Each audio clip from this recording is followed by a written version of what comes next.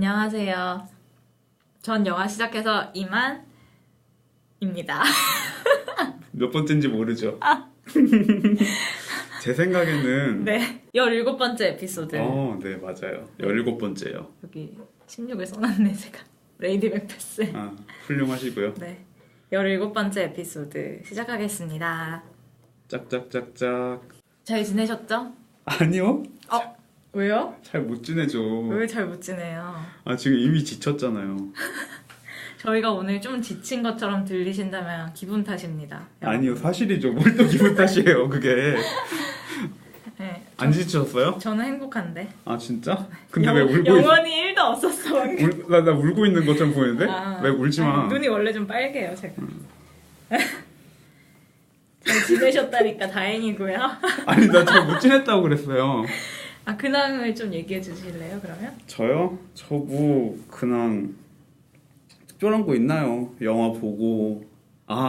그런데 제가 폴스케어를 하거든요. 근데 제가 지난주에 이 폴스케어가 뭐냐면은 이게 별로 사람들이 많이 안 쓰는 것 같아서 모르시는 분도 있을 것 같은데 그 앱이에요. 그 자기가 간 장소에서 체크인 하면은 아무 의미 없지만 코인을 주고 그걸로 코인을 획득하고 스티커를 사고 내 체크인한 거에 스티커도 붙이고 하는 아무짝에도 의미가 없다기보다는 그냥 어쨌든 사람들이 뭐 장소 추천하고 그런 걸 하는 앱인데요.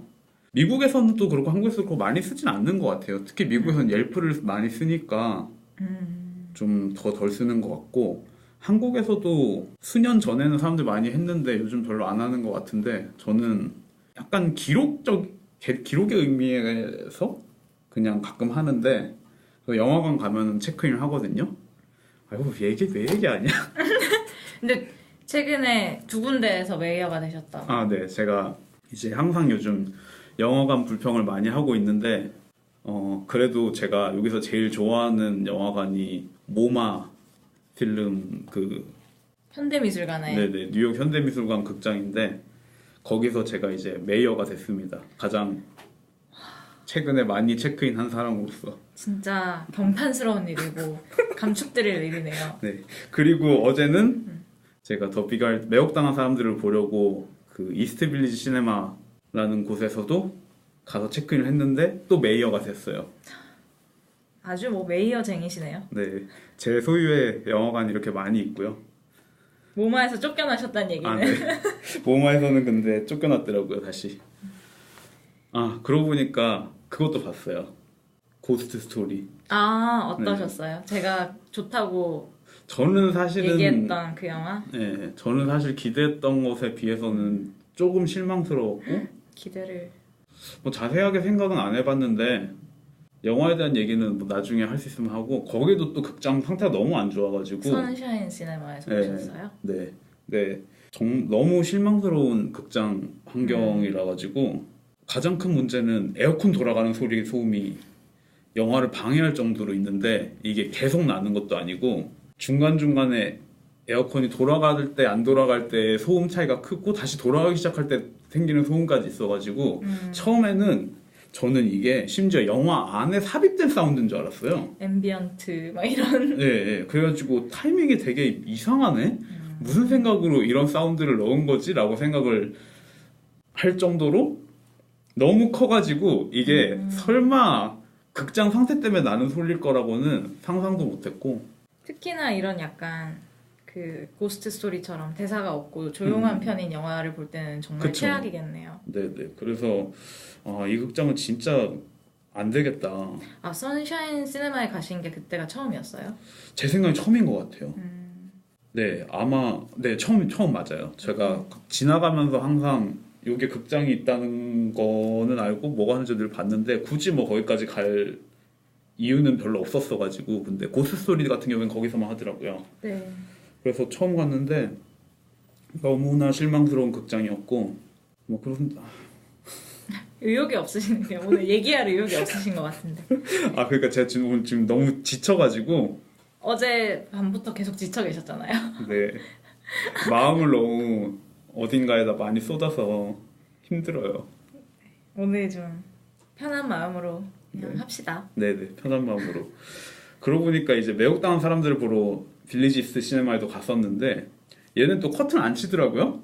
아, 이게 제 생각에 뭔지 모르겠어요. 커튼을 왜 갖다 놓는 거야, 그러면? 아 그러니까요. 커튼을 이게 뭐 옵션이 없는 건지 그냥 프로젝션 하시는 분이 게을른 건지 왜냐면 이 비율이 약간 특이하잖아요. 1.66대 1 아, 맞아요. 이래가지고 일반적인 16대 9 뭐 사이즈보다 살짝 세로가 좁은데 저는 안젤리카에서 봤었는데 네. 거기서도 커튼 안 했던 것 같아요. 근데 그 안젤리카는 뭐 워낙 영화 상영 환경이 좋지 않은 걸로 유명해서 화면도 되게 작았고 그래서 내가 이걸 극장에서 본다는 의미가 있을까라는 생각을 했었죠. 거기도 별로죠 극장. 그러고 보니까 근데 또 약간은 이해가 가는 게 저는 매혹당 사람들 어제 볼 때 어떤 아저씨랑 둘이서 봤거든요. 극장에서. 오붓하게. 네네네. 둘이서 보니까 아, 얘네는 만약에 내가 안 왔다면 저 아저씨 혼자 봤겠네? 라는 생각도 좀 들고 그럼 전 시간에는 과연 사람이 있었을까? 약간 이런 생각?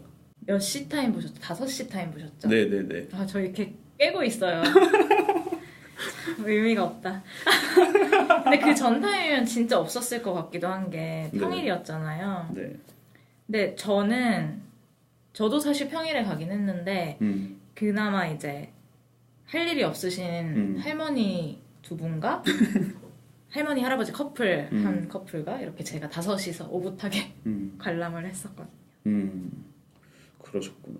그래가지고 아 이게 진짜 돈이 얼마나 벌리나 약간 이런 생각이 들더라고요. 사실 소피아 코폴라 정도면은 뭐 나름 유명한 감독이고 그리고 사실 이분도 뉴욕 컷이고 그렇죠. 한데 정말 관심이 없구나 라는 생각이 들어서 뭐 제가 남 걱정할 때가 아니죠. 아, 저는 최근에 본 영화 생각해보니까 저는 사실 최근에 영화를 별로 많이 못 봤는데 네. 콜럼버스란 영화를 봤어요. 혹시 들어보셨어요? 네. 그거 그 사람이 찍은 거 아니에요? 코고나다? 네, 코고나다. 그 필름 에세이로 되게 유명한 사람이잖아요. 아, 그래서 그 이름을 쓰는 거구나. 네. 아, 저는 아마 보신 적 꽤 많이 있을걸요? 예를 들면은 웨스 앤더슨 영화 반으로 나눠가지고 선긋고 본 것 같아요. 네, 그런 필름 에세이 같은 게 있는데 코고나다가 그 BFI에서 어쨌든 랑도 하고 그 다음에 크라이테리온이랑도 같이 비디오 에세이 만들고 나름 비디오 에세이계에서는 좀... 그분이 한국 출신이더라고요. 아 그래요? 전 일본 사람인 줄 알았어요. 코고나다라고 해서. 저는 이제 성이 없고 그냥 코고나다라고만 돼 있길래 아 이게 뭔가 닉네임 같은 건가 보다라고만 생각을 했는데 저도 영화에 대한 정보가 거의 없이 갔었거든요. 근데 주인공의 설정이 교포 2세이고 한국에서 어쨌든 번역가, 책 번역가로 일을 하는 미국인인데 한국계 남성인 거예요. 그래서 한국어 대사가 굉장히 어색한데 어쨌든 그걸 차치하고 감독이 왜 이런 주인공을 선택했을까 궁금해서 검색을 하다 보니까 그 출생이 서울로 돼 있고. 아 그렇구나. 저는 닉네임인 건 알았는데 그 코고나다라는 것 자체가 뭔가 일본식 느낌이 좀 나가지고 네네네 그냥 일본 사람이거니라고 생각하고 그분이 프로필 같은 거를 항상 가면 같은 걸로 자기 얼굴을 가려서 저는 그분이 어쨌든 한국 분인지는 전혀 몰랐네요. 뭐 물론 얼굴만 보고 일본 사람인지 한국 사람인지 뭐 분간할 수 있는 건 아니지만. 네. 그런데 제가 갔던 영화관이 그 영화 본편을 상영하기 전에 짧은 거를 자주 틀어주는데 IFC에서 봤거든요. 근데 그 코고나다의 비디오 에세이 중에 브레송의 손이라고 해서 네 맞아요. 브레송 손 영화 속의 손 장면들 모아놓은 걸 틀어줬었거든요. 네. 아, 이 사람은 뭐지 했는데 그런 흥미로운 분이더라고요. 근데 저는 일본 사람으로 생각했던 이유가 그분이 이제 저는 사실 그분을 필름 에세이 만드는 사람 중에 제일 좋아하는 편이라서 근데 영화는 예고편 보고 그냥 안 봐도 되겠다 싶어가지고 안 봤는데 근데 뭐 예를 들면은 예전에 돌던 영상 중에 스탠리 큐브릭 시점 샷 같은 것도 그분이 하셨고 그 다음에 제가 아마 일본 사람을 생각했던 이유는 뭐 별로 근거는 안 되지만 오즈야 스지로랑 히로카즈 영화로도 만드신 게 있어요. 그래가지고 막연하게 그 닉네임과 함께 해가지고 일본 사람이라고 생각했던 것 같아요. 그분의 장편 데뷔작이고 저는 좀 긍정적인 리뷰를 좀 많이 봐서 재밌겠다 해서 보러 갔는데 뭐 영화는 뭐 제가 생각보다 아주 막 너무 재밌어 이렇게 보진 않았고 되게 재밌었던 건 그 배경이 콜럼버스라는 조그마한 도시거든요. 근데 그 도시에 되게 유명한 건축물들이 되게 많아서 그 건축물에 대한 이야기가 굉장히 영화 속에 많이 나와요. 근데 실제로 저 도시 한번 가보고 싶다는 생각이 좀 들 정도로 네. 촬영이 좀 그 건축물을 위해서 많이 짜여졌구나라는 생각이 좀 들었었고 근데 한국어 대사를 왜 굳이 넣었는지 잘 모르겠어요. 너무 배우도 소화를 못하고 존도 그렇죠. 그 존 운가? 어쨌든 그 미국에서 활동하는 분이잖아요. 근데 발음 딜리버리가 일단 너무 안 좋고 대사도 굉장히 어색해서 저는 이 코고나다 이분도 한국에서 태어만 나시고 외국에서 잘하셨나라는 생각을 할 정도로 뭔가 문장도 좀 어색한데 그게 중간중간 계속 삽입이 되거든요.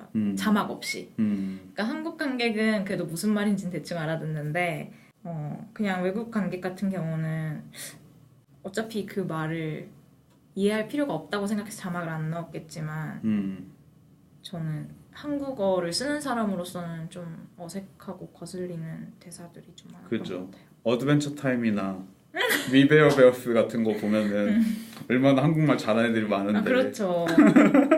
하지만 마스크의 차이였을까? 아무튼 뭐 그 배우를 쓰고 싶었을 수는 있겠죠. 네. 그래서 뭐 그냥 그 영화를 봤다. 그러셨구나. 네. 그렇습니다. 저희가 좀 처지는 걸 양해해 주세요. 저도 처지고 있네요. 죄송합니다. 그러면 저희가 오늘 다룰 영화 얘기를 좀 해볼까요?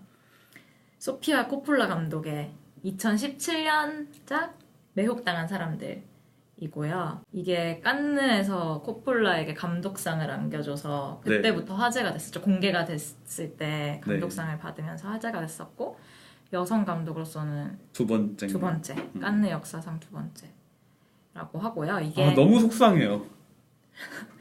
갑자기 우시려고요? 아니 토니 에드먼 같은 거 주면 더 좋았을 것 같아요.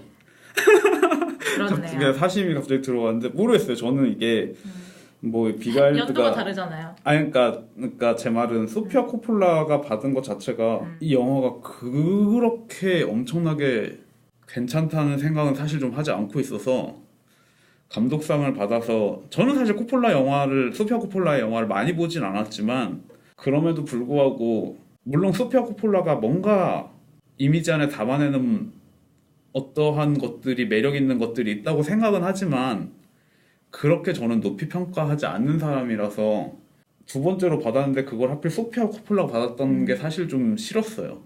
미국 여성으로서는 처음이고. 네. 그때 좋은 표현 하셨잖아요. 영화에 세례를 받으신 분이라고. 그쵸. 근데 사실 영화계 데뷔 자체를 정말 세례를 받으면서 하셨잖아요. 그쵸. 세례신으로 데뷔를 하셨잖아요. 네, 대부에서 세례신으로 데뷔를 했고 그리고 뭐 2인가요? 3인가요? 2에도 나오고 3에도 나오는데 역할이 달라요. 그래요? 어쨌든 거기서 출연하고 그리고 사실은 이제 제 기억이 정확한지 모르겠는데 10대 때 이미 영화에 몸을 담았죠. 그러니까 뉴욕 스토리라는 영화가 있잖아요. 그게 3명의 정말 명 감독과 3명의 정말 그 당시에 가장 잘 나가던 촬영 감독이 모여가지고 뉴욕 스토리라고 단편 3개를 찍었었는데 우디 앨런, 코폴라, 그러니까 프란시스 포드 코폴라, 스콜세지 이렇게 셋이서 찍었었는데 그 중에 자신의 아버지인 프란시스 포드 코폴라가 찍었던 거기에서 제 기억이 정확한지 모르겠는데 대본에도 참여했고 그리고 그게 근데 좀 아이들 나오는 내용이라서 아마 코폴라가 약간 더 뭐 딸이 할 수 있겠다라고 생각을 했을 수도 있을 것 같아요. 그리고 거기서 이미 의상에 참여를 했어요. 사실 코폴라가 또 명품 같은 거 디자인도 좀 하셨잖아요. 그쵸. 그 옷 브랜드 같은 거 해가지고 지금은 안 하지만 여러 가지의 사업을 하셨더라고요. 네. 그래서 정말 영화의 세례를 받았고 그 집안 자체가 뭐 영화하는 제가 이런 걸 집안이고 찾았어요. 코폴라 패밀리 트리가 트리. 있죠. 네. 근데 정말 많더라고요. 이 넓게 연관된 이 친척들 중에 영화나 TV 쪽에서 일을 하시는 분들이 굉장히 많다. 뭐 제일 유명한 사람은 캐서방이죠. 아, 캐서방? 왜요? 프란시스 포드 코폴라 아니에요? 아니. 그러니까 아버지 말고 그 나머지 중에. 나머지 중에. 그렇죠. 그리고 뭐 배우 제이슨 슈워츠만 이런 배우도 있고, 그쵸. 캐서방도 있고. 그 패밀리 트리는 얼핏 봤을 때 이제 직계만 딱 한 것 같은데, 그렇죠. 뭐 심지어. 그쵸. 사돈 뭐 남편이었던 스파이크 존즈나. 그쵸. 그 지금 결혼을 해 있는 피닉스의 뭐지? 토마스 마스 같은 경우는 피닉스가 이번에도 이 매혹당한 사람들 음악도 했더라고요. 그리고 심지어 한국에서도 저 학교 다닐 때 영화사 가르치는 분이 코폴라 집안 사람이었어요. 어떡해요? 그냥 외국에서 아마 초빙 교수님인지 뭔지 모르겠는데 코폴라 집안. 저는 사실 그 수업을 안 들었기 때문에 잘 모르겠는데 어쨌든 그분도 친척이라고 하더라고요. 그래서 정말 뭐 전 세계에서 두루 활동하고 계시는 코폴라 가문 영화계를. 그쵸. 뭐 의상 하시는 분도 있고 뭐 세트 디자인, 프로듀서 뭐 엄청 많죠. 네.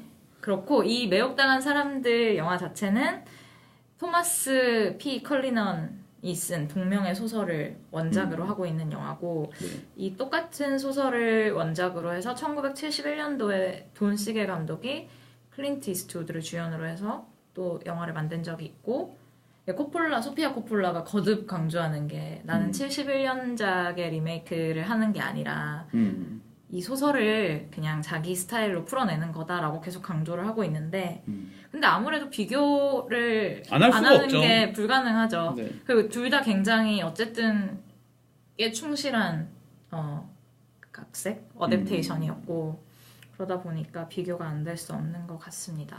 근데 뭐 가장 극명한 차이는 이제 돈 시겔 감독의 영화는 어쨌든 간에 이스트우드가 좀 더 메인 중심을 자리 잡고 있었다면은 이 영화는 좀 그 시선이 확실히 좀 분배가 돼 있어서 오히려 콜린 페럴보다도 그 안에 살고 있는 여성들에 대해서 좀 더 초점이 있다는 점에서 어쨌든 간에 초점이 사실 그런가? 초점이 되게 분산돼 있죠. 네, 균등하다고 누구에게도 가 있지 않는 균등하다고 느낌? 말할 수 있을 것 같아요.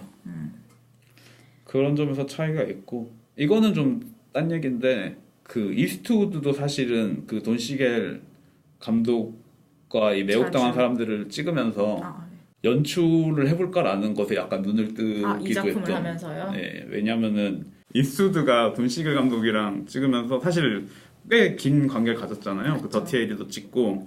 근데 이때 매혹당한 사람들을 찍으면서 이스트우드가 자기가 다큐멘터리, 작은 짧은 다큐멘터리를 연출했어요. 이 영화 찍는 메이킹 필름에 가까운 다큐멘터리를. 그러면서 사실 이스트우드가 약간 그런 거에 재미를 좀 느끼면서 결국에 나중에 감독으로 되는 일종의 첫 번째 스텝 같은 거를 밟은 작품이라 가지고 의미가 있는 작품이네요.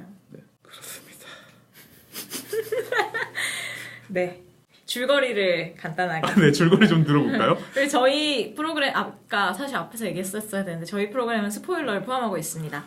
그러고 보니까 줄거리 얘기하기 전에 소피아 코폴라에 대해서 얘기하는 게 좀 더 얘기하자면은, 그래서 어쨌든 소피아 코폴라 자체가 워낙 영화의 세례를 받고 태어났고 영화랑 인생을 영화신의 세례를 받고 영화랑 뗄 수 없는 인생을 살아와서 그런지 사실은 소피아 코폴라 영화 중에 대부분의 영화가 역사극을 빼면은 굉장히, 그리고 심지어 역사극이었던 마리 앙뚜아네트까지도 생각하면 셀러브리티잖아요. 그 시기에 본인이? 아니 마리 앙뚜아네트가 셀럽이잖아요. 셀러브리티에 대한 그래서 사실 그런 이야기가 사실 생각해보면 되게 많아요. 사실 로스트 인 트랜슬레이션의 빌 머레이도 그렇고, 뭐 썸웨어도 어쨌든 배우 얘기고 주인공이. 전 사실 안 봐서. 저도 안 봤어요. 썸웨어 저도 안 봤어요. 근데 제가 알기로는 그래요. 그리고 뭐 블랙링 같은 경우에도 셀러브리티의 얘기는 아니지만 외부에서 인물들이죠. 사회적으로. 예. 그리고 그 아이들이 또 셀러브리티의 집을 방문하는 터는 이야기라서 그게 뭔가 딱 셀러브리티의 얘기다라고 얘기할 수는 없는데, 그럼에도 불구하고 자기가 어쨌든 간에 살아온 삶이 어느 정도 다 늘 담겨 있는 것 같아요. 그래서 이 영화가 어떻게 보면은 그 전에 있었던 데뷔작인 처녀 자살 소동 같은 경우에는 아니었네요. 아니었던 것 같고 어쨌든 간에 그런 것들이 조금 담겨 있다는 생각이 드는 것 같아요. 바이오그래피를 슬쩍 훑어보면은. 그럴 수 있겠네요. 뭐 그 외에 특징 같은 거 생각해보면은 일단 이쁜 여자 좋아하시고. 커스틴 던스트랑 이번에도 작업을 했는데 네. 데뷔작도 같이 했었고 마리 앙투아네트에서 3번째인가? 네, 그리고 했고. 뭐 엘르 페닝이랑도 그 전에도 같이 했었고. 예쁜 배우를 좋아하네요. 네, 예쁜 배우를 확실히 좋아하고. 스칼렛 요한슨. 네, 맞네요. 로스 앤 트랜슬레이션에서 스칼렛 요한슨도 그렇고. 이번에 이제 니콜 키드만까지. 그리고 심지어 뭐 넷플릭스에서 어쨌든 TV용 영화로 찍었던 메리 머레이 크리스마스도 빌 머레이로 출연하는 그렇네. 크리스마스에서 뉴욕에서 콘서트하는 그런 내용이죠. 그래서 그런 경향이 조금 확실히 있는 것 같아요. 그렇게 듣고 보니까 그러네요. 이번 작품은 좀 다르지만. 네. 그럼에도 불구하고 또 역으로 계속해서 소설을 어댑테이션하는 경향도 맞아요. 사실 꽤 있고요. 그렇네요. 뭐 그런 경향이 하지만 있습니다. 또 이름을 알린 거는 어댑테이션이 아니었던 로스트 인 트랜슬레이션으로 그 각본상 받으면서 더 좀 인정을 받기 시작한 거죠. 이름을 알리기엔 옛날부터 알렸겠지만. 그렇죠. 이름이야 뭐 라즈베리 어워드로. 아 그러네요. 그게 대부 3편이었을걸요? 네, 그렇구나. 어쨌든 그랬었고. 근데 또 생각해보면 로스트 인 트랜슬레이션 같은 경우에는 이제 그 영화가 저희가 이제 전에 다룬 적 있던 스파이크 존즈와 이혼을 아닐걸요? 이혼 중에 그냥 정확한 시기는 헷갈리는데 끝물이었을 거예요. 아 결혼 생활의 마지막 즈음에 만든. 네. 사실 그렇게 생각하고 보면은 되게 슬픈 영화예요. 뭐 슬프지 않나요? 네, 슬픈 영화네요. 네. 슬픈 영화인데, 네. 그리고 인터뷰에서도 본인이 그 각본상을 받았으니까 그 작품 안에 자기의 경험도 있고 어떤 그 스파이크 존즈의 일부가 있다라는 식으로 인터뷰를 했더라고요. 네. 그래서 그 로스트 인 트랜슬레이션을 보면은 역으로 또 허가 생각나는. 왜냐면 묘하게 대꾸를 이루는. 대꾸를 이룬다기보다는 저는 허를 볼 때 두 영화에 그게 좀 비슷한 감성이 있긴 해요. 네. 그리고 허 같은 경우는 저는 사실은 이게 그 영화가 AI랑 만났다 헤어지는 얘기임에도 불구하고 어찌 보면은 스파이크 존즈래. 배우 이름 뭐죠? 호아킨 피닉스. 호아킨 피닉스가 자신의 이혼의 도장을 찍는 얘기라고 생각을 전 좀 하는 편이거든요. 그러니까 결국 도장을 찍을 수 있게끔 되는. 네네, 그런 얘기라는 생각이 들어서. 그래서 사실 로스트 트랜슬레이션이랑 허 이렇게 두 작품을 같이 보면은 슬퍼요. 모르겠어요. 지금 뭐 하고 있는 거죠? 죄송해요. 아닙니다. 줄거리 소개 부탁드립니다. 예. 네. 매혹당한 사람들의 줄거리를 간단히 설명을 드리면, 이게 남북전쟁 중에 미국의 남부, 영화에선 버지니아로 나오는데 버지니아의 한 여학생 전용 학교에서 일어나는 일이에요. 그래서 그 학교의 학생 하나가, 소녀가 우연히 부상당한 북부연합군 병사인 존 맥버니를 발견하면서 그 사람을 학교로 데려와서 다리가 나을 때까지 머물게 해주는데, 거기가 학교가 이제 여성밖에 살지 않는 곳인데다가 사실 남부 지역이니까 북부 연합군인 이 병사를 경계를 하면서도, 이 남자인 병사를 경계를 하면서도 학생과 선생님들이 모두 그에게 뭔가 흥미를 느끼게 되는 그런 과정과 그 이후의 여파에 대해서 그리고 있는 영화고요. 학교의 교장이라고 할 수 있는 미스 마사 캐릭터, 니콜 키드만이 연기하는 이 캐릭터가 이제 뭔가 학생들을 통제하고 또 원칙을 지키려고 하고 하지만 어쨌든 그녀 역시도 이 맥번이라는 사람에게 묘한 감정을 느끼고, 또 다른 교사로 나오는 커스틴 던스트가 연기한 에드위나는 특별히 더 좀 강하게 끌림을 느끼는 캐릭터로 나오죠. 그 맥버니는 사실 그 에드위나에게 뭔가 굉장히 가머니설로 이런저런 미래를 약속하긴 하지만 어쨌든 자기에게 관심을 갈구하는 이 다른 소녀들과 여인들에게도 굉장히 이렇게 여지를 남기면서 다정하게 친절하게 어장을 관리하고 그러고 있는 중에 이제 부상이 조금씩 나아가서 뭐 맥버니가 학교의 정원일 같은 것도 도와주고 뭔가 관계가 굉장히 좋아지다가 이제 어느 날 밤에 사단이 나는 거죠. 에드위나가 맥버니를 밤에 방에서 기다리고 있는데 하도 소음이 나서 이제 학생 중에 하나인 알리시아의 방문을 딱 열었더니 거기서 이 어린 학생과 키스를 하고 있는 맥버니를 보게 되고 충격을 받은 나머지 그 사람을 맥버니를 계단 위에서 밀치는데 이때 이 사람이 떨어지면서 다리가 완전히 부서지는 일이 벌어지게 됩니다. 네, 이 부러진 다리를 치료할 방법이 없다고 계속 주장을 하면서 교장이 이 맥버니의 부러진 다리를 잘라버리죠. 그러고 나서 맥버니가 의식을 회복하고 나서 자신의 다리를 잘랐다는 거에 대해서 분노하면서 굉장히 폭력적인 성향을 드러내게 되고 이 맥버니에게 두려움을 느낀 학생들과 선생님이 여기 미스 마사가 독버섯을 이용해서 독버섯을 먹임으로써 맥버니를 먹여버리는 골로 보내는 맥버니가 결국 호흡곤란으로 사망하게 되고 교장 이하 모든 여성들이 그의 시체를 학교 대문 바깥에 내놓으면서 학교가 다시 일상으로 돌아가는 이야기를 그리고 있습니다. 맞아요. 네, 뭔가 이렇게 중간에 인물들의 동기 같은 걸 좀 빼놓고 얘기를 했는데 이 에드위나 같은 경우는 제가 죄송한데 네. 이름을 제가 잘 기억 못하잖아요. 에드위나가 커스틴 더스트. 평생 이 남부에서 조신한 여성이 될 것을 뭔가 가르침을 받으면서 살아왔고 굉장히 갑갑함을 느끼고 어디론가 멀리 가버리고 싶은 욕망이 있는 캐릭터고 그걸 이제 존 맥버니가 자신을 어디론가 데려갈 거다라는 어떤 환상 같은 걸 품고 있는 그래서 그에게 끌리는 캐릭터라고 할 수 있을 것 같고 그녀만 이제 이 맥버니를 죽이는 계획에 대해서 모르고 있었죠. 그쵸. 실제로. 그때는 이제 콜린 페럴과 사실 사랑을 나누고 있느라고. 그렇죠. 남자의 정신이 팔려서는 아니고 어쨌든 그런 이야기입니다. 뭐 일단은 그 얘기부터 해볼까요? 그 소설이나 아니면 돈 시겔의 영화랑 비교하면 어쨌든 간에 이 영화도 또 화이트워싱 논쟁이 있어요. 맞아요. 네. 그 에드위나 캐릭터가 그렇죠. 아니요. 한여 캐릭터. 네, 한여 캐릭터가. 근데 제가 알기로 에드위나 캐릭터도 원작에서는 물론 이제 그 영화에서는 안 그랬지만 원작에서는 혼혈이라고 들었어요. 아, 그래요? 네.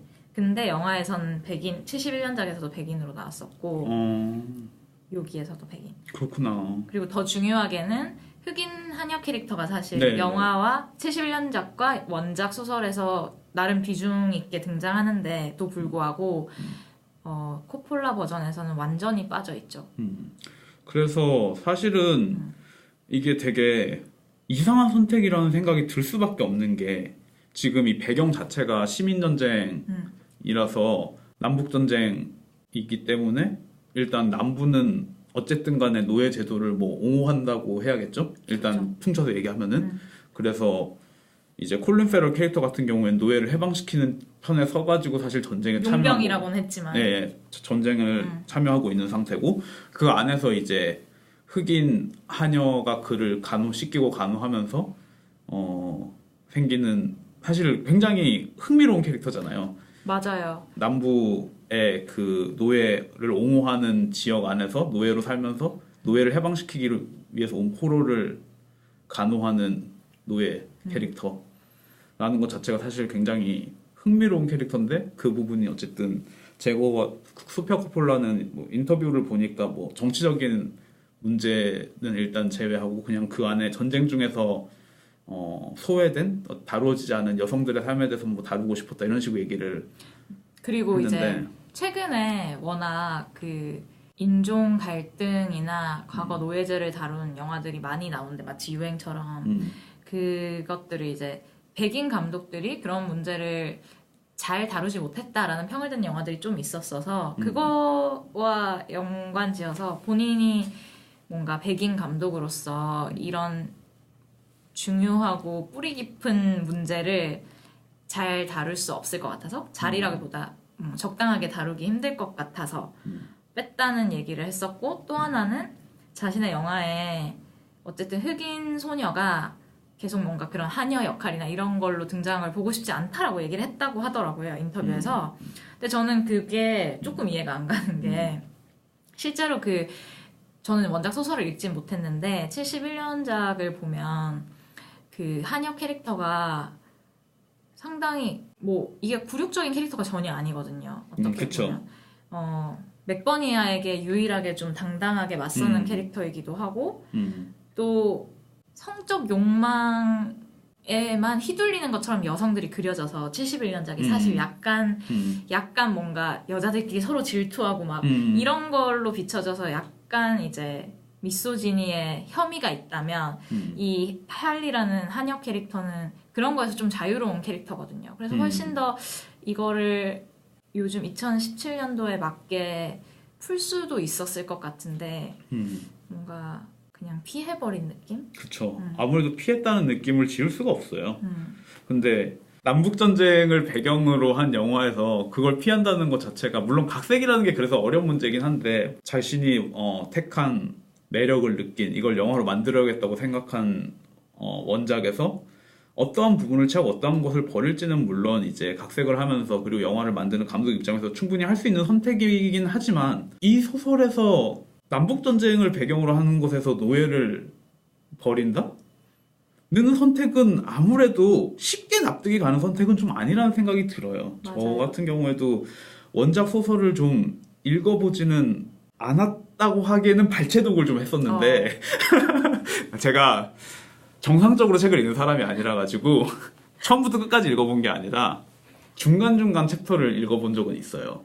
근데 이 소설이 되게 저는 되게 노골적이고 야한 소설이다라는 생각이 들었어요. 그러니까 이 소설이 그러니까 뭐 섹슈얼하게 야한지는 제가 정사신이 있는 챕터를 안 읽어서 모르겠고 근데 어떤 게 있냐면은 이게 기본적으로 시점을 계속 바꾸면서 쓰여진 소설이라 가지고 챕터별로 네, 화자가 달라지는. 네네. 그래서 뭐 어찌 보면 라쇼몽 같다고 얘기할 수 있는데 물론 근데 라쇼몽은 진술이기 때문에 속마음이 드러나진 않아서 또 약간 다르긴 한데 아니면 뭐 고백도 약간 다르고 어쨌든 뭔가 비슷한 거 갑자기 막상 찾으려니까 못 찾겠는데 힘내요. 잘하고 있어. 고마워. 근데 이제 이 소설을 보면은 예를 들면 첫 번째 챕터 같은 경우는 그 아이가 이제 이 병사를 데려오기로 한 선택을 하면서 그 아이가 마음속에서 그리는 마음 같은 것들을 다 노골적으로 쓰여 있거든요. 뭐 내가 지금 이 사람을 데리고 가야 되나 아니면은 가서 어른을 선생님 불러야 되나? 근데 지금 선생님은 어디서 딴 걸 하고 있기 때문에 그러면은 이 커스틴더스 캐릭터랑 노예 캐릭터랑 뭐 우왕좌왕하면서 오히려 소란만 더 나겠지? 그러니까 내가 그냥 데려가는 게 낫겠네. 뭐 이런 식의 속마음 같은 게 막 들어가 있어요. 그래가지고 그런 속마음을 너무 노골적으로 보여줘서 이게 되게 야하다라는 그러니까 그런 섹슈얼한 야함이 아니라 이게 적당한 표현이 뭔데 되게 야한 소설이다라는 생각을 저는 좀 했었거든요. 그런 면에서 번갈아 가면서 어쨌든 예를 들면 뭐 교장 선생님 그 니콜 키드만 캐릭터 같은 경우에는 딱 오자마자 처음 이 남자 왔을 때 어쩌면은 내 마음속에서는 뭐 이 사람이 와서 되게 기쁨이 있었던 것처럼 얘기하기도 하고 그런 속마음이 굉장히 노골적으로 드러나는 소설이라서 그걸 듣고 보니 71년 영화가 왜 그렇게 만들었는지 그쵸, 이해가 그쵸. 가네요. 네네네, 맞아요. 그래서 71년 영화는 약간 속마음 같은 거 막 나레이션 하잖아요. 그 약간 살짝 에코 들어간 그 네. 속마음 소리로. 네네. 그게 사실 그 소설을 약간 더 다이렉트하게 옮긴 느낌이 좀 있거든요.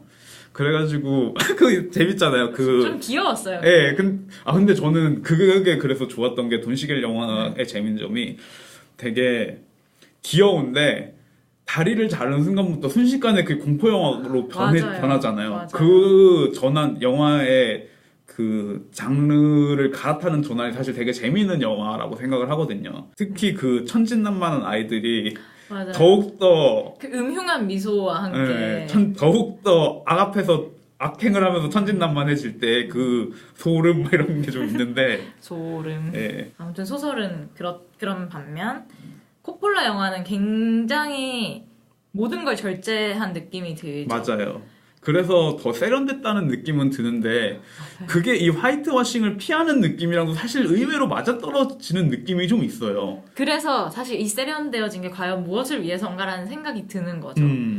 그러니까 정말 그녀가 그러면 이 이야기에 끌렸던 거는 단지 그런 되게 막 레이스가 달린 드레스를 입는 시대의 여자 기숙학교라는 설정에 뭔가 전쟁 중에 그런 뭐랄까 그 남자 병사가 느끼는 어떤 불안 이런 거에만 매력을 느껴서 정말 그 시대 상황 자체보다는 그런 어떤 이미지 그런 거에만 이끌려서 영화를 만든 건 아닌가라는 의구심이 약간 드는 거죠. 네.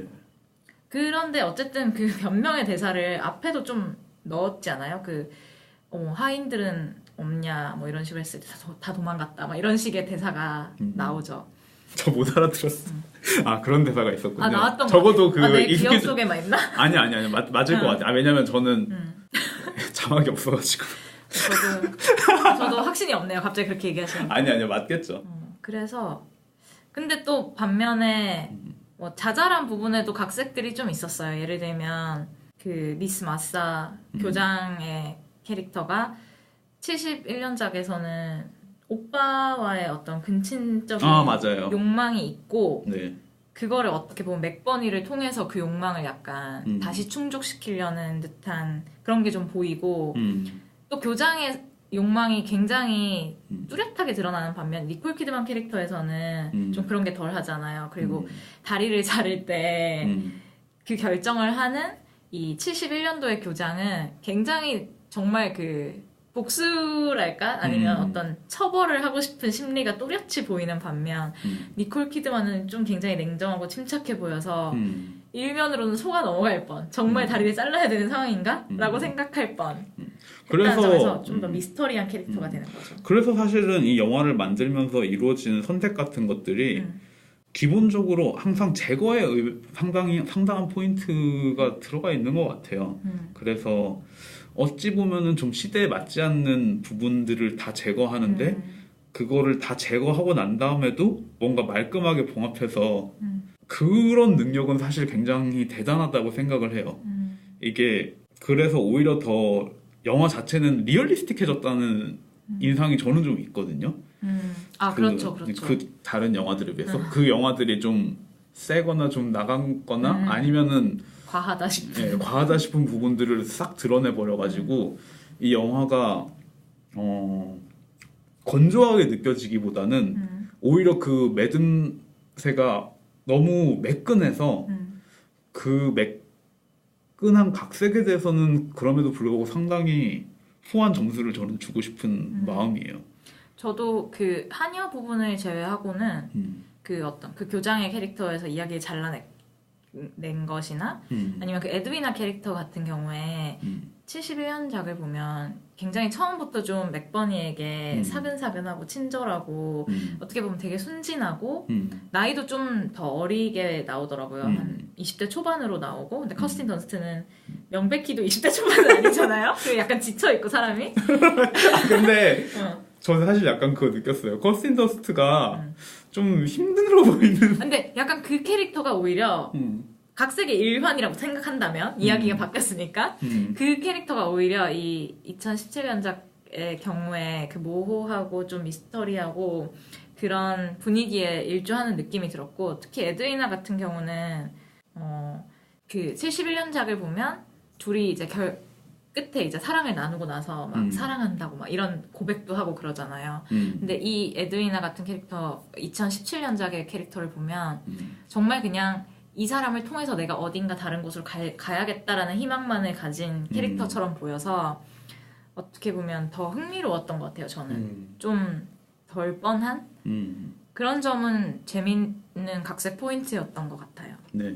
그러고 보면 어쨌든 간에 소피아 코폴라는 이게 좋은 방법으로 저는 생각을 안 하는데 장점을 살리는 것보다도 단점을 지우는데 굉장히 혈안이 돼 있다는 생각이 많이 들어요.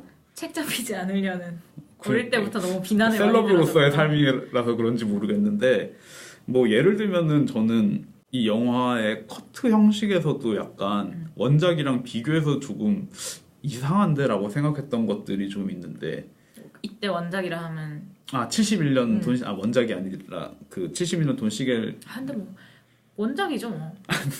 그냥 이야기의 리메이크인 건 맞잖아요. 똑같은 이야기에. 네네 어쨌든 네. 돈 시겔 영화랑 비교해서 예를 들면은 돈 시겔 영화에서 이스트우드가 계단으로 굴러떨어질 때 저는 저렇게 길게 굴러떨어지는 걸 보면서 저 정도까지 이렇게 굴러떨어지나? 라는 생각을 좀 했었거든요. 현실적으로. 근데 이제 코폴라 같은 경우에는 그걸 이제 풀샷으로 잡지 않고 떨어지는 부분만 계속 커트를 해가지고 전체를 보여주지 않기 때문에 이게 어색하다는 거를 가린다는 느낌이 저는 약간 들었거든요, 솔직히. 예를 들면은 그게 어떤 부분에서도 있냐면은 비슷한 경우가 그 콜린 페럴을 처음 발견하는 것도 저는 약간 이상하다고 생각을 했어요. 왜냐면은 이 아이가 버섯을 따다가 갑자기 콜린 페럴 보고 깜짝 놀란단 말이에요. 근데 콜린 페럴 그냥 플로우 플랜 그 장소를 그냥 머릿속에서 그려보면은 저 아이가 저기까지 걸어가면서 콜린 페럴을 못 봤다는 것 자체가 저는 사실 납득이 안 되는. 그렇죠. 뭐 보호색을 한 것도 아닌데. 납득이 안 되는 거예요. 근데 정신이 팔려 있었겠죠. 버섯의 그걸 따라서. 뭐 그쵸. 그러니까 그렇게 얘기할 수 있는데 어쨌든 이 경우에도 그래서 아예 콜린 페럴을 잡고 있지 않다가 갑자기 깜짝 놀랄 때 잡음으로 인해 가지고 그런 근데 뭐 영화 자체에서 그렇게 중요한 것까지는 아닌데 좀 멀리서 봤을 때는 좀 이상하다고 싶을 만한 것들을 그냥 가까이서 잡음으로 인해서 약간 가리고 있다는 생각이 저는 이 영화의 연출에서도 좀 느껴진다는 생각을 했어요. 예를 들면은 어떤 게 또 있을까요? 그 외에 또 삭제된 거 같은 경우에는 이것도 뭐 리얼리스틱한 문제랑 다리 자르는 네, 그쵸. 게 훨씬 줄어들었죠. 네, 그 얘기를 사실 하려고 했었는데 다리 자르는 장면 같은 경우에도 이제 사실은 돈 시겔 영화랑 가장 큰 차이점은 그 부분일지도 모르겠어요. 왜냐면은 돈 시겔 영화에서는 그 다리 자르는 장면 자체가 굉장히 자세하게 묘사가 돼 있잖아요. 물론 그 자세하게 보여주진 않지만 그림자를 통해서 보여주고 그쵸. 그리고 그 소리 가 굉장히 그로테스크한 느낌을 주는 것에 반해서 이 소피아 코폴라의 영화는 그냥 사실 생략에 가깝게 그렇죠. 예, 만들어졌고 깔끔하게. 네네. 오히려 그럼에도 불구하고 소피아 코폴라의 영화가 재밌는 점은 제가 느끼기에는 콜린 페럴이 도끼질하고 톱질하는 거를 생각보다 열심히 보여줬다는 생각이 들어요. 그래서 저는 그 지점이 사실 되게 재밌었는데 왜냐면은 그걸 보면서 이 콜린 페럴이 풀타임 가든으로서 자기가 있을 수 있다는 어필을 좀 하잖아요. 그러면서 채용해달라고. 네네. 그러면서 이제 톱질을 하고 도끼질을 하는 걸 보여주는데 사실 생각해보면은 그 나무 톱질하는 게 어렵겠어요? 사람 다리 톱질하는 게 어렵겠어요? 사람 다리죠. 그쵸. 하지만 물론 보여주진 않았지만 니콜 키드만은 그걸 훌륭하게 낼 수 있는 사람이란 말이죠. 표정 하나 변하지 않고. 그렇죠. 물론 뭐 변했는지 안 변했는지 모르겠지만 그런 면에서 니콜 키드만이라면 안 변했을 것 같아요. 그러니까 그런 면에서 콜린 페럴이 자신이 남성으로서 할 수 있는 일에 대해서 굉장히 어필하는 장면들이 의외로 그 콜린 페럴의 다리를 자름으로 인해서 다 뒤집어지는 역할이 그럴 수 있겠네요. 네, 그런 요소가 저는 좀 있다고 생각을 해가지고 여자에게 집중했다면 어쨌든 집중했다 돈 시겔 영화에 비해서 했다고 말할 수 있는데 그런 부분이 의외로 물론 실제로 니콜 키드만이 톱질하는 걸 보여주지 않지만 어쨌든 간에 니콜 키드만이 콜린 페럴의 다리를 자르는 걸 만약에 상상한다면은 오히려 훨씬 더 강인한 여성에 대해서 얘기하고 있지 훨씬 더 강인한 여성의 모습을 보여주는 거 아닌가. 그리고 콜린 페럴 같은 경우에 사실 그런 대사도 있잖아요. 난 더 이상 남자도 아니다.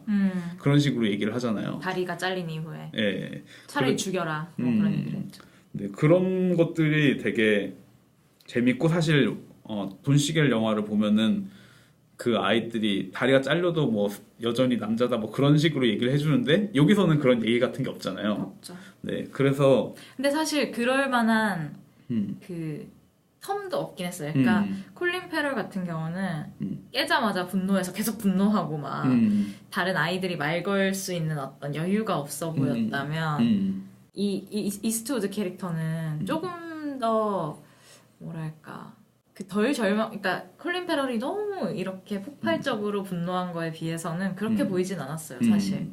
그래서 저는 이 2017년작을 먼저 봤었는데 1971년도 걸 보면서 이스트우드 정도의 반응이면 쟤를 굳이 죽일 만큼 뭐 제가 저렇게까지 위협하진 않은 것 같은데 라는 생각을 했었는데 그 차이가 약간 저는 거기서 나온 것 같아요. 그 콜린 페럴은 그런 대사가 없었는데 이스트우드 같은 경우는 내가 원하는 여자들 다 취할 거고 뭐 너네 이제 돌아가면서 뭐 나를 만족시켜야 돼 이런 식의 대사가 있고 막 한여한테도 그런 식의 얘기를 했더니 한여가 넌 날 죽여야 할 거다 막 이런 식으로 응수를 하는데 어쨌든 그런 성적으로 위협받는 상황 같은 게 좀 더 직접적으로 언급이 돼서 그 당시에 그 기숙학교라면 그런 게 말도 안 되는 일인 거잖아요. 그 죽음보다 더한 치욕이 되는 거고 그래서 뭐 독버섯까지 간 게 아닌가라는 생각은 좀 들더라고요. 네. 어쨌든 콜린 페럴은 정말 그냥 다리 잘린 거에 대한 분노에서 네. 폭력적인 그냥 성향? 사실 어찌 보면은 그건 굉장히 납득 가능한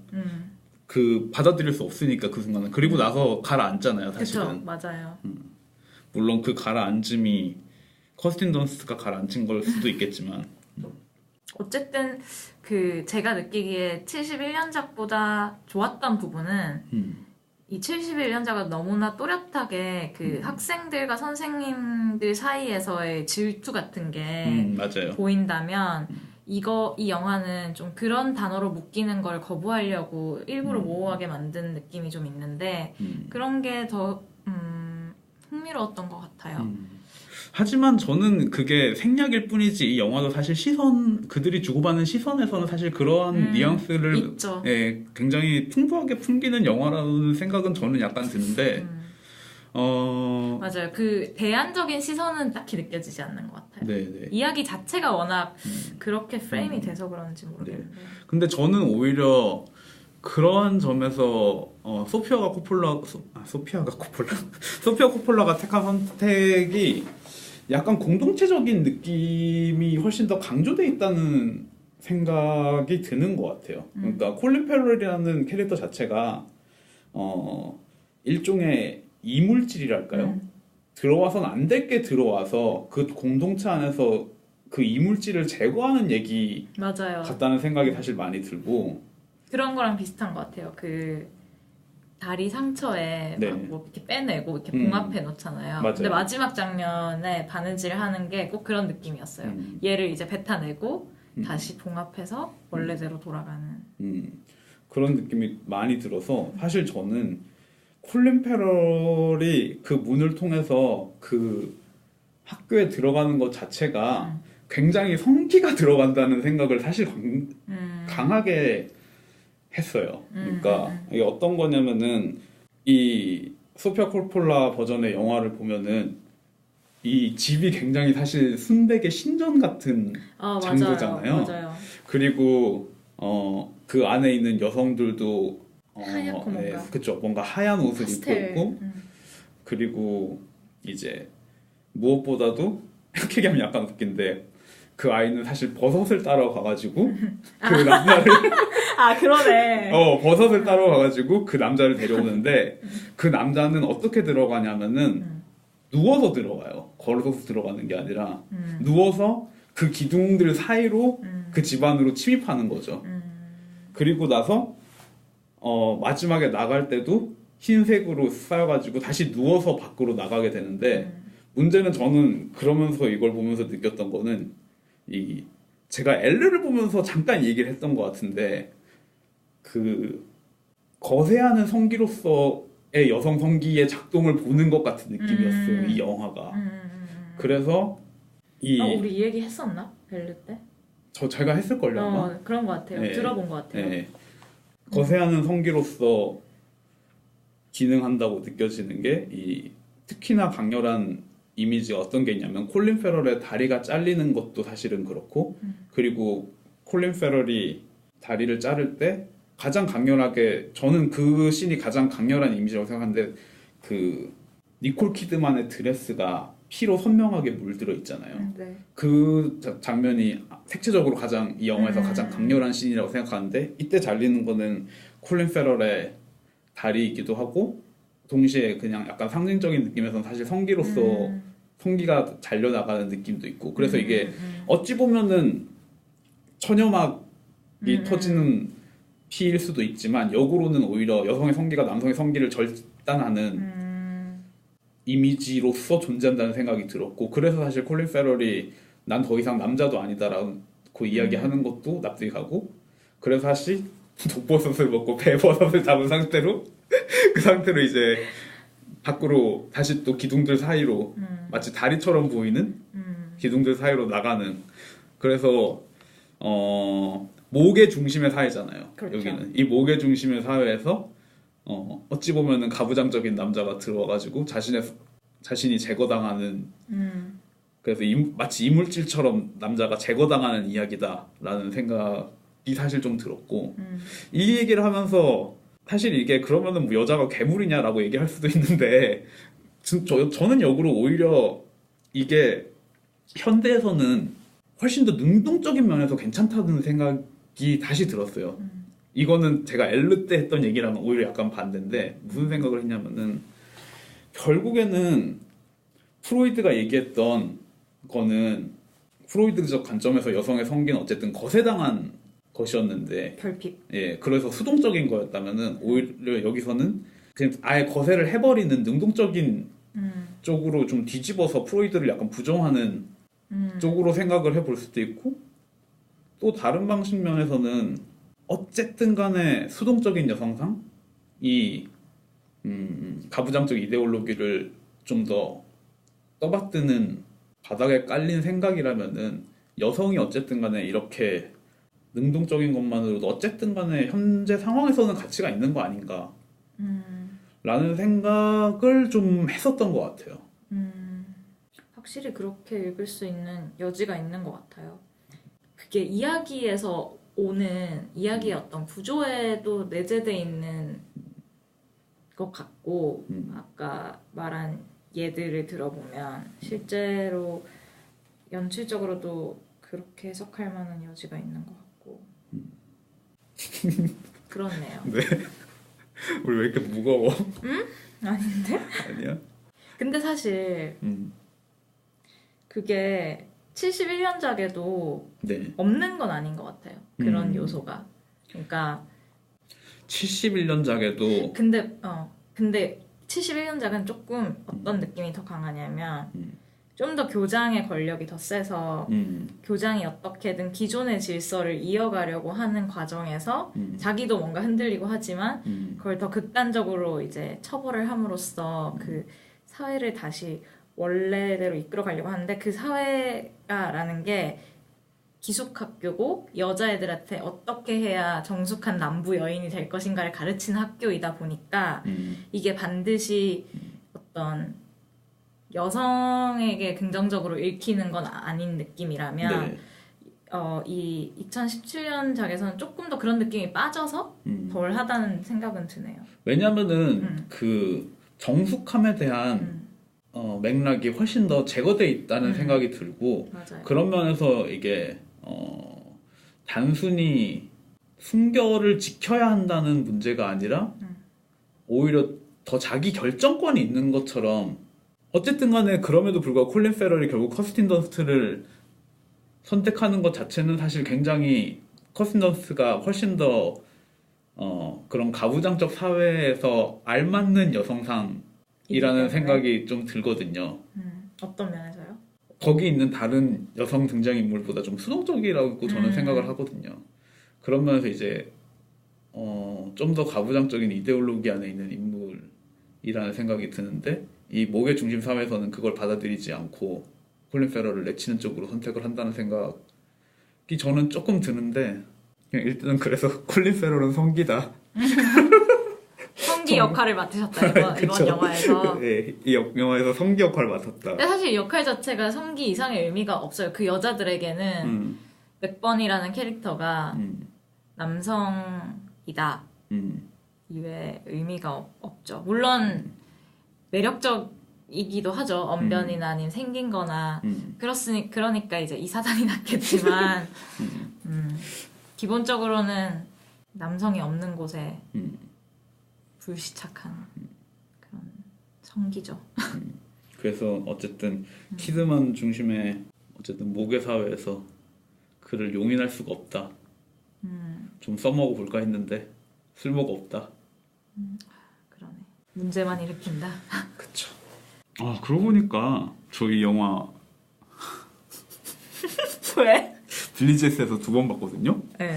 근데 이게 내가 확신이 없는데 네. 밝기가 달라요. 2번이? 응. 왜요? 첫 번째 게 더 어두웠어. 같은 관이었는데? 같은 관인데 진짜 쳐버리겠어. 이거 뭔지 모르겠어. 그래서 이게 가능한 일 쉽지 않은 일인 것 같아가지고 내가 잘못 봤다고 생각을 하고 싶은데 자꾸 처음에 봤을 때 더 어두워가지고 이상하다고 생각했던 것 같은데 근데 이 영화가 사실 좀 어둡긴 어두워요.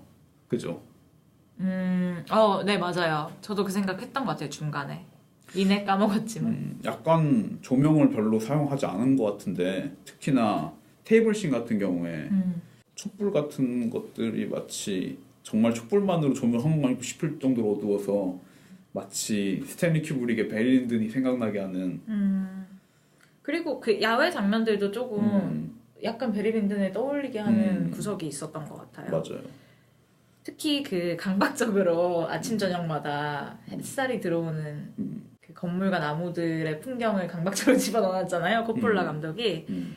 그런 부분에서 그 빛이 들어오는 모양이나 나른한데 또 미스테리한 그런 느낌이 그래서 밖에 굉장히 밝은데도 내부는 어둡고 그래서 이 장소가 굉장히 정말로 결계가 처진 듯한 네 정말로 시크릿하고 약간 매지컬한 장소잖아요. 사실 그 아이가 버섯을 따러 가는 장면 같은 것도 뒷모습도 보면은 거의 무슨 동화 속으로 들어가는 것 같은 장면이고 이게 전쟁 중에 물론 그 울림을 통해서 불길함 같은 것들이 연기를 통해서 그런 불길함이 연습하지만 굉장히 외떨어진 전혀 다른 장소에 인물들이 있는 것 같은데 그런 의미에서 아무래도 이 영화가 기존의 작품이랑 약간 다르다는 생각이 드는 게 원래 소피아 코폴라 영화였으면 이게 콜린 페럴이 훨씬 더 주인공이었어야 된다는 생각이 좀 들었어요. 생각해보니까 뭐 어떤 의미냐면은 예를 들면 로스트 인 트랜슬레이션에서도 사실은 이제 그 인물들이 일본이라는 굉장히 낯선 장소에 툭 떨어져 나온 인물이고 사실 마리아 앙뚜아네트도 사실은 그 성으로 굉장히 낯선 장소로 들어간 이야기고 그러니까 낯선 곳에 도착한 일을 중심으로 보통 이야기가 전개되는데 여기선 좀 반대였다는 거죠. 네, 특히나 이제 그 낯선 곳에 도착한 이들이 이 안에서 적응하지 못하고 일종의 외지인으로서 약간의 뭐 소외감이나 고립감을 느끼는 그런 것들이 강하죠. 뭐 하긴. 기본적으로는 이제 어울리지 않는 장소에 누군가를 넣어놓는다고 해야 될까요? 예를 들면은 그 블링링의 아이들 같은 경우에는 사실은 이제 자신의 처지랑은 맞지 않는 굉장히 부잣집에 들어가는 얘기라고 생각할 수도 있고 블링링은 조금 다른 것 같기도 해요. 그런데 워낙 그 미디어와 화려함의 홍수 속에서 태어난 아이들이라 네네네. 그러니까 근데 거기서도 어쨌든 간에 그 안에 괴리가 있죠. 그 자신이 가지고 싶은 것을 찾아서 이제 원래 자신이 있어야 될 장소가 아닌 곳에 들어간다는 점에서는 뭐 어쨌든 간에 약간은 통하는 맥락이 있다고 생각하고 물론 형광부자 말한 것처럼 뭐 제가 딱 이거를 일관되게 딱 정렬해서 얘기하기는 좀 어렵지만 그럴 필요도 없죠 뭐. 네, 시크한데? 아니 이게 아니라 어떤 감독이 나는 이런 것만 줄기차게 파야지 하진 않았을 테니까. 그쵸. 그런 경향이 있는데 그런 면에서 보면 이제 여기서도 사실 콜린 페럴이 이제 그 북부의 군인으로서 전혀 있을 법하지 않은 낯선 장소에 사실 들어가는 얘기인데 그런 공통점이 있는데 이제 그거를 약간 뒤집었다는 것에서 이 작품 안에서 소피아 코폴라의 영화 안에서의 변주를 약간 엿볼 수 있는 건 아닌가. 그리고 사실 생각해보니까 그 71년도 영화는 그것도 이제 사실 시작이 오프닝 씬에 어떤 노래가 나오긴 하는데 그거는 이제 배경음으로 깔리는 거고 등장인물이 노래 부르지도 않을 뿐더러 약간 남자 목소리로 뭐 지금 가사가 잘 생각나지 않는데 뭐 그 남자에게 다가가지 말라였나 뭐 그런 식의 군인에게 뭘 베풀지 말라였나 뭐 그런 식의 가사일 그러니까 좀 더 클린트 이스트우드에 초점을 맞추게끔 시작을 한다면 이 코폴라 영화 같은 경우는 소녀의 목소리로 동화 같은 노래, 동요 같은 거를 막 부르면서 이렇게 경쾌하게 걸어가는 모습으로 시작을 하잖아요. 그런 것도 작은 차이지만 이 영화가 정말 콜린 페럴의 시점을 거의 허락하고 있지 않다는 점에서 연결이 되는 부분인 것 같아요. 딴 얘긴데 코폴라는 정말 옷을 좋아하는 것 같아요. 저는 뭐 사실 거기에 대해서는 전혀 느낌이 없었는데 그럼에도 불구하고 이 안에 여성들이 자신을 치장하기 위해서 하는 드레스의 변화 같은 것들은 뭐 별 생각은 없는데 그래도 굉장히 저한테 매력적으로 다가오긴 했거든요. 근데 다만 이제 차이가 있다면은 콜린 페럴에게 잘 보이기 위해서 과해질 때마다 원래가 더 나았는데 라는 생각이 저는 조금 들었고 좀 더 화려하고 좋은 비싼 옷을 입었겠죠. 그들의 입장에서 화려한 걸로.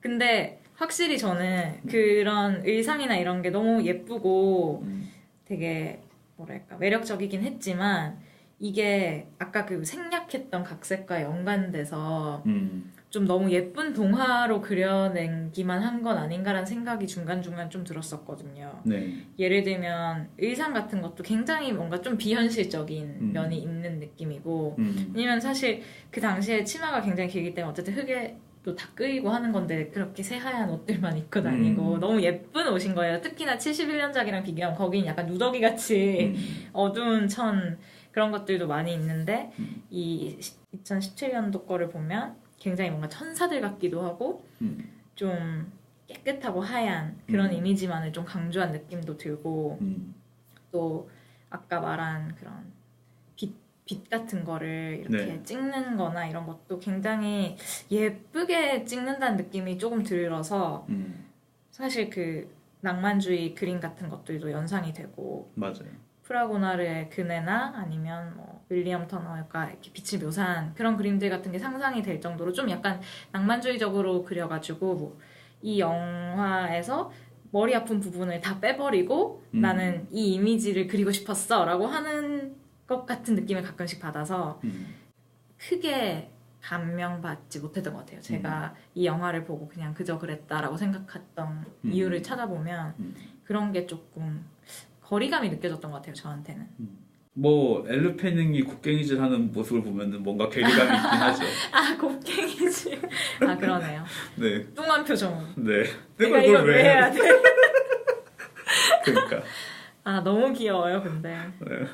아 그래서 사실 그 71년도에 그 캐롤 역할을 했던 똑같은 역할인데 이름이 캐롤인데 그 여자애는 굉장히 대바라지고 굉장히 도발적인 반면 막 자기의 가슴골을 막 내놓는다든지 먼저 막 키스를 막 엄청 열심히 막 한다든지 직접적으로 막 자기 방에 오라고 유혹을 한다든지 근데 엘르 패닝은 좀 약간 귀여운 사춘기 소녀의 호기심? 막 이런 느낌이어서 그렇죠. 두 개만 풀었으니까 아 그쵸 두 개만 재밌었어요. 네. 그럼에도 불구하고 저는 그 빛이 어쨌든 재밌다고 생각이 드는 게 이게 굉장히 대낮인데도 불구하고 그 실내가 굉장히 어둡고 그리고 숲 같은 경우에도 사실 그 숲 안은 그 밖이 햇살이 들어옴에도 불구하고 굉장히 어두워가지고 그 공간의 폐쇄성을 보여줘서 밖에서 봤을 때는 밝은데 안으로 들어가면 그 어두운 장소로 나온다는 게 이 작품의 분위기랑 되게 잘 맞아 들어가는 이미지라는 생각을 했던 것 같아요. 특히나 그래서 그 안이 어두움으로 인해서 뭔가 좀 명확하게 보이지 않는 경계 같은 게 명확하게 보이지 않을 때 그 콜린 페럴이 지내고 있는 그 방을 보면은 음악방.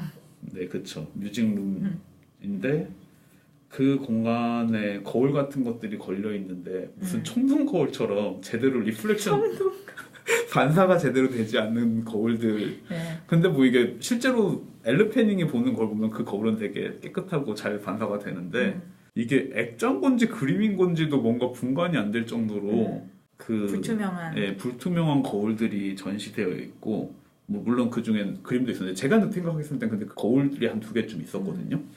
근데 그런 것들이 이 공간을 굉장히 마법적인 장소로 생각하게 하는 그 신전적인 이미지도 그렇고 아까 제가 앞에서 얘기했던 거랑 덧붙여가지고 이 공간이 굉장히 정말 어찌 보면은 귀신 홀려서 실제로 없는데 네네 약간 그런 느낌을 저도 그런 생각이 그런 약간 느낌을 약간 받을 수 있는 그런 공간이었다고 생각을 해요.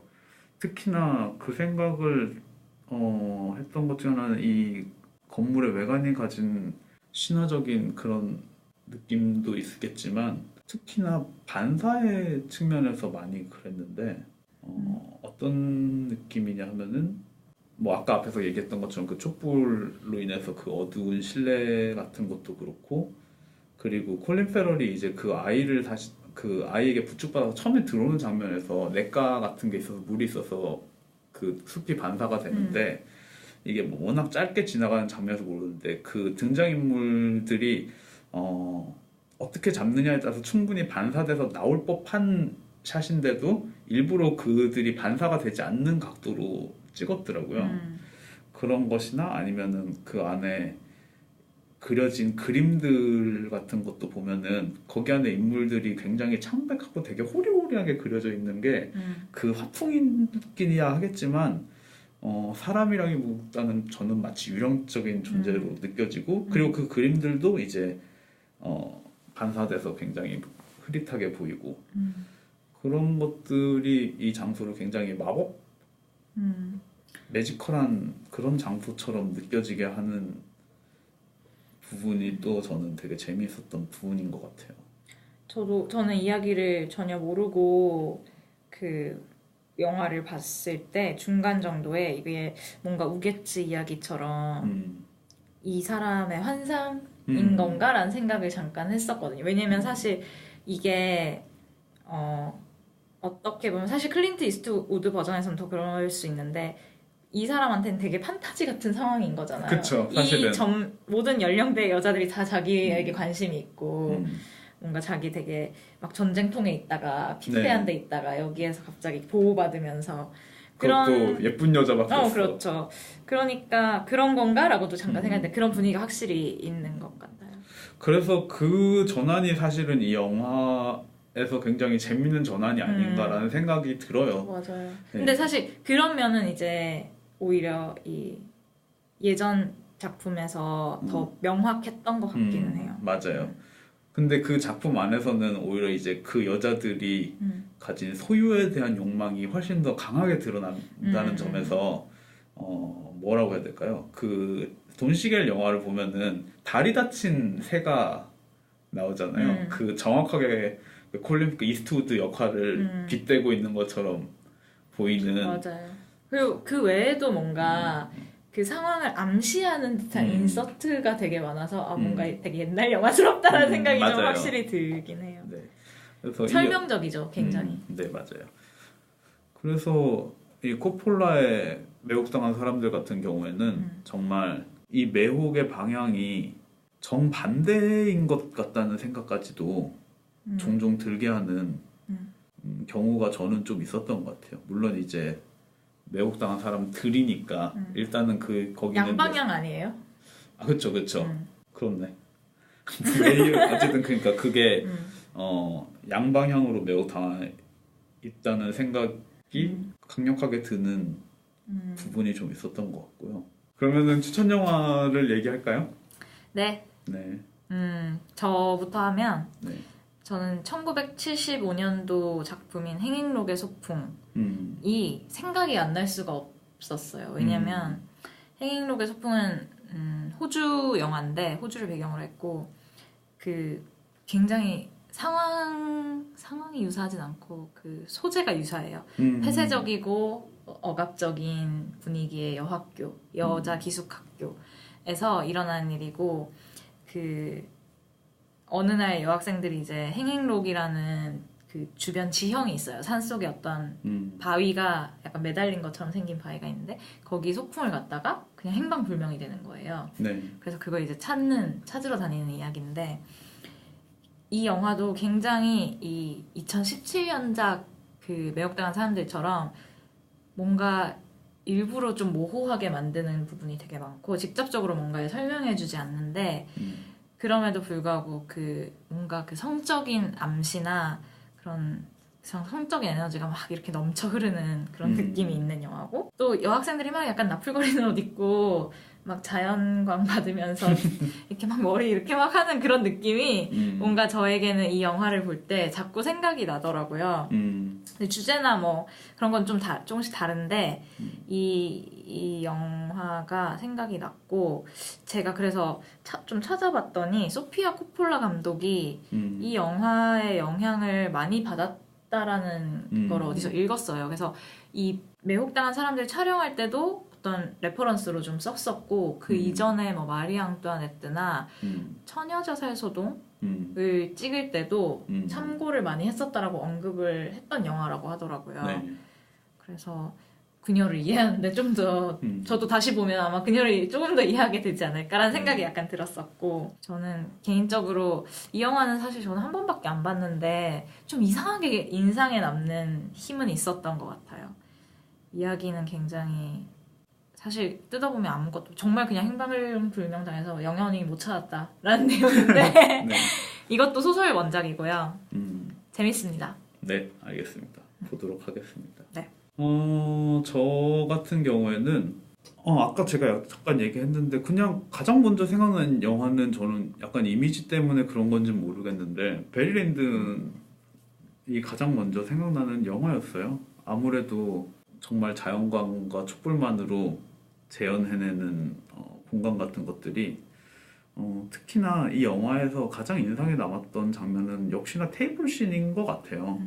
그 테이블에서 저녁 식사를 하는 장면에서 이제 그들이 뭐 음식을 주고 건네고 이런 것들도 사실 레이디 맥베스 얘기했을 때 그 일상에 대해서 계속 반복되는 사이클이 어떻게 변화하는지가 재밌었다고 제가 얘기를 했는데, 이 소피아 코폴라의 매혹당한 사람들에서도 저는 사실 그런 부분이 되게 재미있게 다가왔거든요. 니콜 키드만과 커슨 더스트 그리고 그 뭐 엘리 패닝을 비롯한 아이들이 뭐 옷을 차려입고 그 초 앞에서 뭐 음식을 하고 혹은 기도를 한다거나 그런 장면들이 자기들에게 주어진 그 일상 생활을 해 나가면서 그 안에서 변주가 되는 것들이 되게 재밌게 느껴졌는데, 그러한 실내 장면들이 왜일까요? 저는 촛불을 좋아하는 것 같아요. 급고백. 집에서 켜놓는 건 별로 좋아하지 않는데 찍은 걸 보는 건 좋아하는 것 같아요. 뭐 대단한 이유는 없네요. 그냥 그럼에도 불구하고 정경과 후경에서 일렁거리는 살짝살짝씩 움직이는 촛불 같은 것들이 저를 매혹하는 느낌이었고, 그래서 그런 매혹적인 촛불을 보려면은 역시나 베리 린든이 아닌가 라는 생각을 하게 됩니다. 큐브릭의 베리 린든. 네. 추천을 드립니다. 그렇습니다. 오늘 좀 일찍 끝났어요. 네, 그래서 뭐 금방 또 봐야겠네요. 그렇죠. 다음 주에 다룰 영화 저희가 이미 좀 상의를 했는데, 저희가 여기서도 여러 번 언급했다. 하지만 자세히 얘기하진 않았잖아요. 그쵸. 20세기 여인들. 한국에서 곧 개봉하는데, 한국에서 개봉 제목은 우리의 20세기. 아넷 베닝과 저희 단골 손님 엘르 베닝. 왜 단골이지? 그러게요. 이전에도 있었나요? 그냥 20세기 여인들인가? 그런가 봐요. 근데 뭐 엘르 페닝 코폴라의 단골 손님이라면 또 단골 손님일 것 같고요. 그러고 보니까 갑자기 아버지 코폴라가 생각나네요.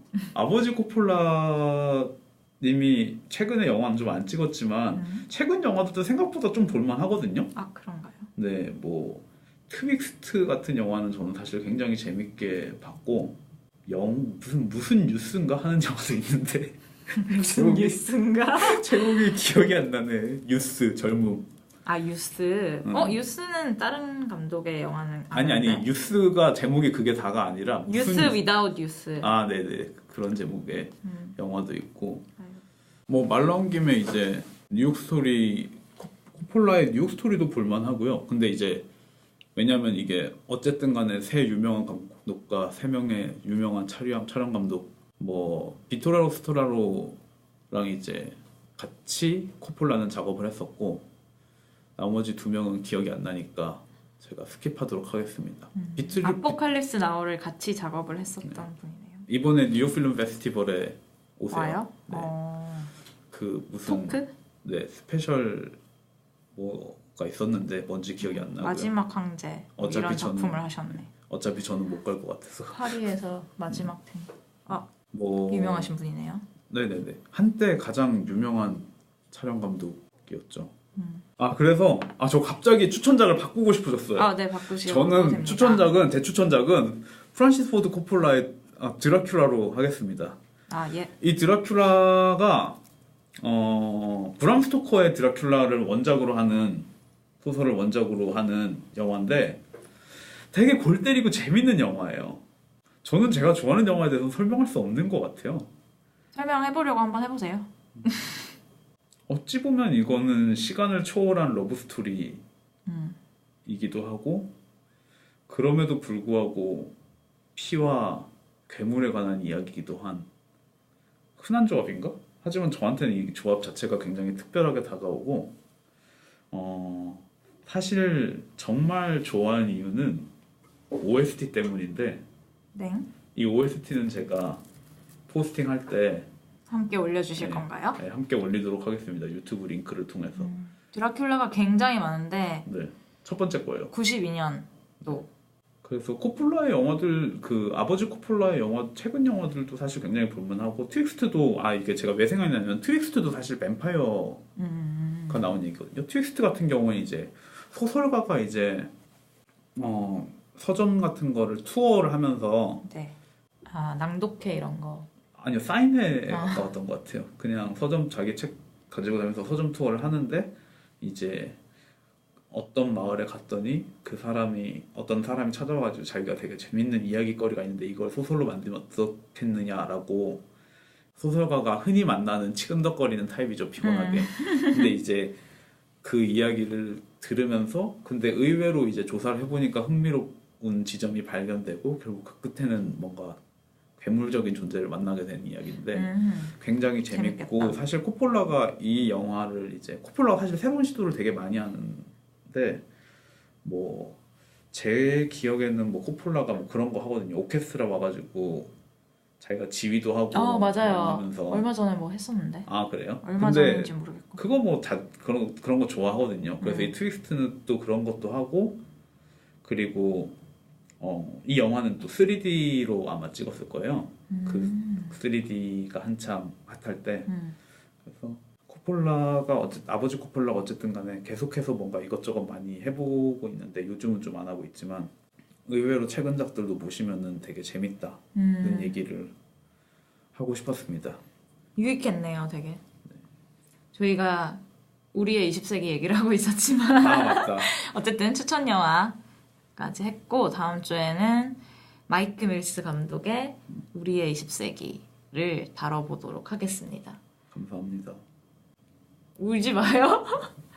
다음 주에는 조금 더 밝은 목소리로 돌아올 수 있길 바라며 저희는 영화 시작해서 이만.